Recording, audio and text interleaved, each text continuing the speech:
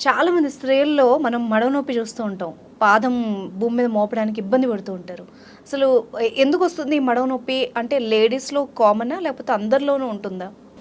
ఈ మడమ నొప్పి మీరు చెప్తున్నటువంటి దాన్ని ప్లాంటర్ ఫేషియైటిస్ అంటారు. హ్మ్. ఇది చాలా కామన్‌గా కనిపిస్తుంది. లేడీస్‌లో చాలా ఎక్కువ. హ్మ్. అండ్ ఈ నొప్పి రావడానికి ఉండే ఫస్ట్ కారణాలలో ఏదైనా ఒక రొటీన్‌గా చేసేటువంటి పని కాకుండా ఎక్కువసేపు నిల్చొని ఉండడం, లేకపోతే కాళ్ళ మీద ఒత్తిడి పడేటువంటి పని ఏదైనా చేసి ఉండడం అలాంటి దాంట్లో చాలా తక్కువగా స్టార్ట్ అవుతుంది మొదలు. దాని తర్వాత కొంచెం కొంచెంగా పెరుగుతూ వస్తుంది. ఆ పెరిగిన తర్వాత పొద్దున్న లేసిన వెంటనే గానీ, చాలాసేపు కూర్చొని లేసిన వెంటనే గానీ, మొదటి అడుగులు వేయడానికి బాగా కష్టంగా ఉంటుంది. కొద్ది దూరం నడిచిన తర్వాత మళ్ళీ ఫ్రీ అవుతుంది. అలా మొదలై దాన్ని ఇగ్నోర్ చేస్తూ వస్తూ ఉంటే ఇంకా కంటిన్యూస్‌గా రోజంతా నొప్పులు ఉండడం అలా అవుతుంది. ఓన్లీ మడమ వరకు మాత్రమే ఉంటుంది. దానికి కారణం ఏంటంటే పాదంలో ఉండేటువంటి ఒకటి ఫేషియా అంటాము. ఒక స్ట్రక్చర్ బాగా టైట్‌నెస్ వల్ల వచ్చేటటువంటి నొప్పి అది.